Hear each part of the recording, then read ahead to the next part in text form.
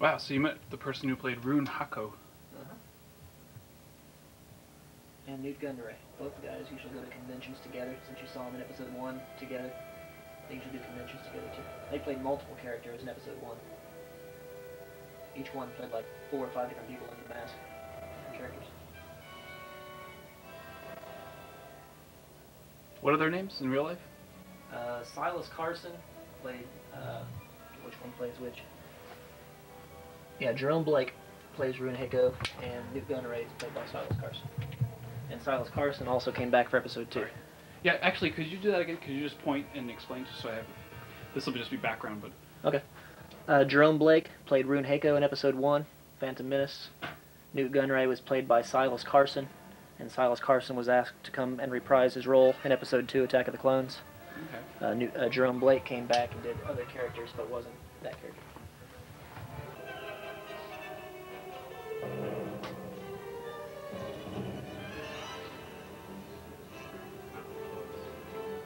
Is that Star Wars breakfast cereal? Uh-huh. It's German. Gleich probieren. Knusprig. Yeah, I have ones from Germany and Spain and England and France, Canada, Australia. But as many connections that I have off of eBay, I'll usually email them and say, hey, give me boxes.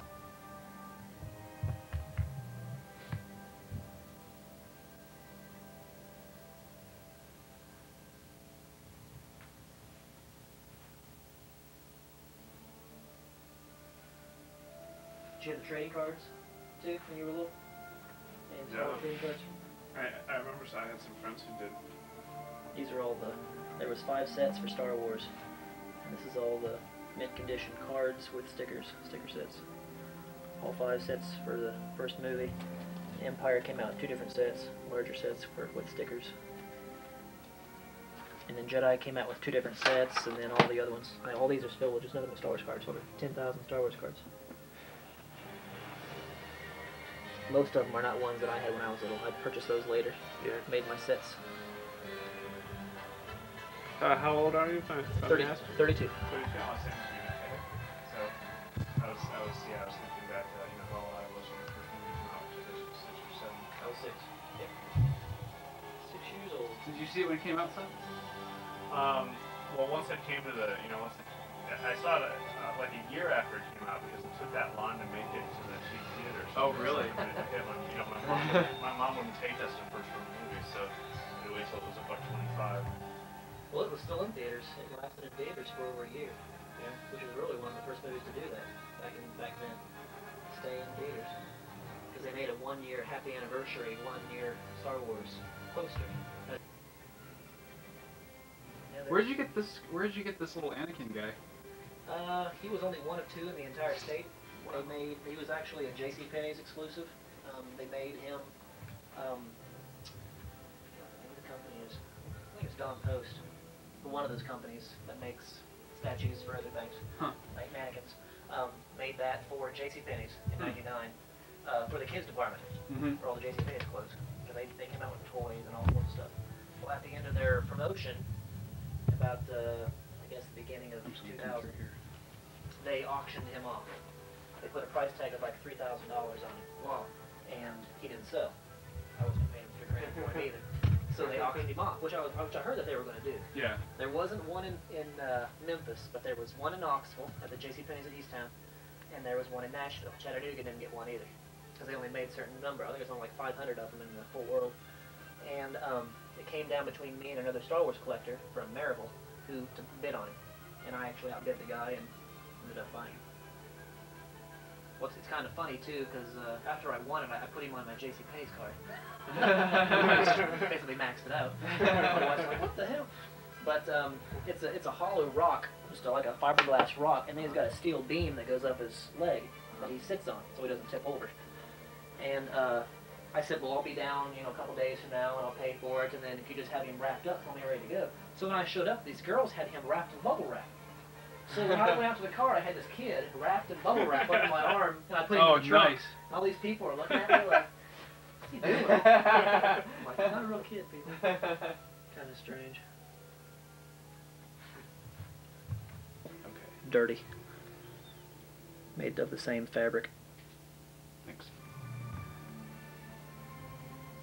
And they made a Darth Maul full-size maquette, but it's not made very well. The body and the lightsaber and everything is made pretty cheap. But he's real expensive because he's paid Knoxville. You paid for that special shipping? I paid for Oh special. my I paid God. more in shipping than I did for him. Wow. But I'm the only one in. I think I'm the only one in Tennessee who has him. There's somebody up in Cincinnati who's got one. So, on the video, you're saying that you're the biggest collector in Tennessee. Is that pretty much undisputed? Or? I've said that for almost 10 years now on the internet and at conventions and everything else, and I've never been told otherwise. And you haven't been whacked yet? Nope. by the Star Wars Collectors Mafia? There's a big collector down in Maryville. He's about 55, and he has a lot of vintage stuff. And he has a lot of new stuff, but it's mostly toys. And at one time, he probably did have more stuff than I did, but I surpassed him. And he sells a lot of his stuff off because he's more of a toy dealer now. So he goes to conventions, toy shows, and he sells a lot of his stuff off. And I bought a few things from him, fill in my collection. There's some big collectors here in Knoxville. There's big collectors in Johnson City. There's big ones in Nashville, around Nashville. Memphis, there's hardly anybody. There's nobody on the Star Wars websites around Memphis. The interest is just really dead around there. Chattanooga's actually a pretty good size. Really? Yeah. But I'd have to say Knoxville and Nashville are by far the biggest as far as collectors go, fans. That's random. Well, I guess. Hey, Wait. have you actually heard this the electric Moog orchestra? Yeah, I used to play it. I have the you album had version too. Oh, okay. Yeah. So you didn't have to get an 8-track player. No, I did when I was young. I had my oldest brother, his hand-me-down stereo in the early 80s, and it had an 8-track and a radio and a turntable on top. That was all it had. And I used to listen to my 8-tracks. Now, you said you have over 10,000 items. Do you ever tell anybody how much you've spent on them? Or is that sort of more... There's really no way of telling. Okay. You can go by the price guide, but again, like I was telling you the other day, it fluctuates so much. Yeah. And I have a record of what I paid. I don't remember everything that I got because a lot of stuff I get as gifts. But stuff, the higher end stuff that I buy myself off of eBay and at shows and stuff like that, I know what I paid for them. I mean, I'll tell anybody what I paid for it. Like in this video, it's okay if I say, or? Yeah.